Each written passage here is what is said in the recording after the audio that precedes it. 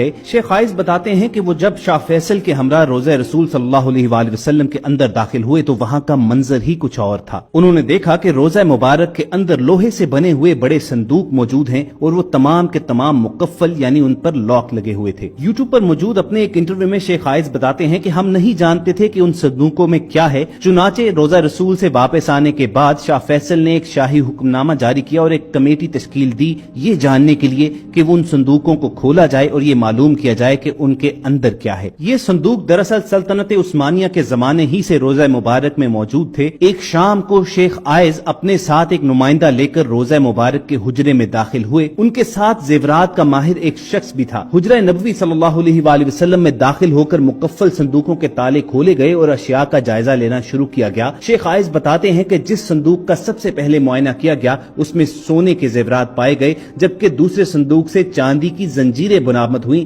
جو کسی زمانے میں خانہ کعبہ اور روضہ رسول کے دروازے سے منسلک تھیں۔ ہمیں حجرے سے نبی کریم صلی اللہ علیہ وآلہ وسلم کی ذات سے منسلک بھی کچھ تبرکات ملے۔ کمیٹی نے 15 روز تک حجرے میں موجود اشیاء کا جائزہ لیا اور بعد ازاں حجرے سے ملنے والے زیورات کو مدینہ منورہ کے میوزیم میں رکھنے کی تجویز پیش کی گئی۔ آج یہ تمام نوادرات مدینہ منورہ کے میوزیم میں رکھ دیے گئے ہیں تاکہ عام لوگ بھی ان کی زیارت کر سکیں۔ خواتین و حضرات، یہاں پر ایک وضاحت نہایت ضروری ہے کہ شیخ عائز بھی اصل قبر مبارک تک رسائی نہیں رکھتے تھے۔ جیسا کہ ہم سب کو معلوم ہے کہ حضرت صلی اللہ علیہ وآلہ وسلم کا وصال ام المومنین حضرت عائشہ صدیقہ رضی اللہ تعالی عنہا کے حجرہ مبارک میں ہوا تھا اور وہیں آپ کی تدفین ہوئی تھی۔ اس کے بعد حضرت ابو بکر اور حضرت عمر رضی اللہ تعالی عنہم بھی وہیں پر مدفون ہیں۔ اس طرح روضہ شریف کے اندر 3 قبریں موجود ہیں۔ اگر آپ کو انٹرنیٹ پر کوئی بھی ایسی تصویر ملے کہ جس میں صرف ایک قبر دکھائی دے رہی ہو تو یہ جان لیجئے کہ یہ تصاویر جعلی ہیں۔ ویسے بھی رسول اللہ صلی اللہ علیہ وآلہ وسلم کی مرقد مبارک کی اصل تصویر دنیا میں موجود نہیں ہے، اس لیے کہ آخری مرتبہ جب کوئی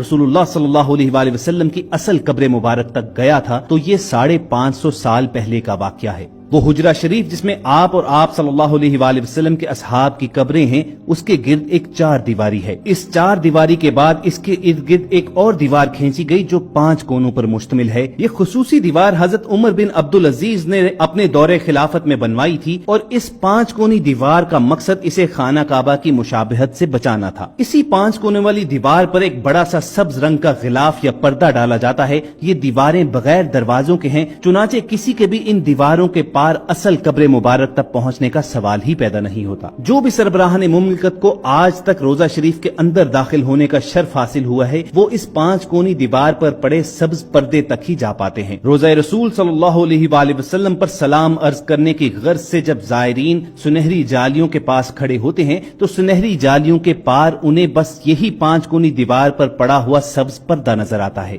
گزشتہ 1300-1400 برس میں اس 5 دیواری حجرہ کے اندر سوائے 2 افراد کے کوئی نہیں جا سکا۔ پہلی بار 91 ہجری میں حضرت عمر بن عبدالعزیز رحمت اللہ کے دور میں ان کا غلام اور دوسری بار 881 ہجری میں معروف مورخ علامہ اسمہودی کے بیان کے مطابق وہ خود اس 5 دیواری حجرے کے اندر گئے۔ آخری بار 881 ہجری میں حجرہ نبوی صلی اللہ علیہ وآلہ وسلم کی دیواریں پرانی ہو جانے کے باعث ان کی تعمیر نو اور ان کی زیبائش و آرائش کرنا پڑی۔ اس وقت نامور مورخ اور فقیہ علامہ نور الحسن اسمہودی مدینہ منورہ میں ہی موجود تھے اور انہیں حجرہ مبارک کی دیواروں کے تعمیر نو کے کام میں حصہ لینے کی سعادت نصیب ہوئی۔ علامہ اسمہودی لکھتے ہیں کہ 14 شعبان 881 ہجری کے دن 5 دیواری کو مکمل طور پر ڈھا دیا گیا۔ دیکھا تو اندرونی 4 دیواری میں بھی دراڑیں پڑی ہوئی تھیں، چنانچہ وہ دیوار بھی گرا دی گئی۔ اب ہماری آنکھوں کے سامنے مقدس حجرہ تھا۔ مجھے وہاں پر داخلے کی سعادت ملی۔ میں شمالی سمت سے داخل ہوا تو خوشبو کی ایسی لپٹ آئی جو زندگی میں کبھی محسوس نہ ہوئی تھی۔ میں نے رسول اقدس صلی اللہ علیہ وآلہ وسلم اور آپ کے دونوں خلفائے راشدین کی خدمت میں ادب سے سلام پیش کیا۔ مقدس حجرہ مربع شکل کا تھا۔ اس کی 4 دیواری سیاہ رنگ کے پتھروں سے بنی تھی جیسے خانہ کعبہ کی دیواروں میں استعمال ہوئے ہیں۔ 4 دیواری میں کوئی دروازہ نہ تھا۔ میری پوری توجہ 3 قبروں پر مرکوز تھی۔ تینوں سطح زمین کے تقریباً برابر تھیں، صرف ایک جگہ ذرا سا ابار تھا۔ یہ شاید حضرت عمر فاروق رضی اللہ تعالیٰ عنہ کی قبر مبارک تھی۔ رسول اللہ صلی اللہ علیہ वसल्लम वसल्लम का जस्ते मुबारक हुजरा नबवी की जुनूबी समत में दफन किया गया। हुजरे की दीवार और रसूलुल्लाह सल्लल्लाहु अलैहि वसल्लम के मरकद मुबारक के दरमियान सिर्फ एक हाथ का फासला है। रसूलुल्लाह सल्लल्लाहु अलैहि वसल्लम का सर मुबारक मगरिब की समत, पांव मशरिक की समत और आप सल्लल्लाहु अलैहि वसल्लम का चेहरा मुबारक किबला रुख रखा गया। खलीफा अव्वल हजरत अबू बकर सिद्दीक रज़ी अल्लाह तआला अन्हु की जब वफात हुई तो उन्हें भी यहीं पर दफन किया गया और उनका सर मुबारक रसूलुल्लाह सल्लल्लाहु अलैहि वसल्लम के शानों से जरा नीचे रखा गया। जब खलीफा दोम हजरत उम्र रज़ी अल्लाह तआला अन्हु की वफात का वक्त करीब आया तो उन्होंने उम्मुल मोमिनीन हजरत आयशा सदीका रज़ी अल्लाह तआला अन्हा से इजाजत चाही